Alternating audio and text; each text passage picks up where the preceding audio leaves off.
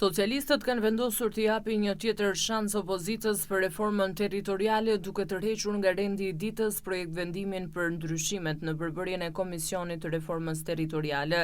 Rreth orës 21 në seancën e së martës ishte kreu i grupit parlamentar të Partisë Socialiste, Taulant Balla, i cili deklaroi se majoranca ka vendosur heqjen e këtij pike nga rendi i ditës. Kërkoj një ndryshim në rendin e ditës për të mos shqyrtuar projekt vendimi për ndryshimin e vendimin numër 75 datës 27/10/2025 për ngritjen e Komisionit Posaçëm Reforma Administrative dhe Territoriale në Republikën e Shqipërisë në këtë seancë, në këtë rendite. Kështu që besoj që ka dakordsi nga të gjitha palët që kjo çështje të mos shqyrtohet dhe me shpresën që puna do të rifillojë në Komisionin e Posaçëm të Reformës Administrative dhe Territoriale. Kërkesa jonë është tërheqja e këtij vendimi. Është tërheqja.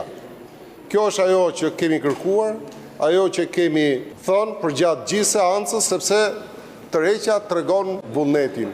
Shtyrja nuk tregon asgjë. Nëse doni ta lini situatën as mish, as peshk, atëherë doni ta bëni lojë, ne as kemi pas kundërshti.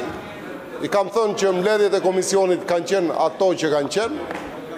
Atëherë edhim në votim variantin e propozuar nga kryetari i grupit Partisë Socialiste. Kush është pro? Kundër? Nuk ka abstenim? Nuk ka, atëherë miratohet propozimi i zotit Balla.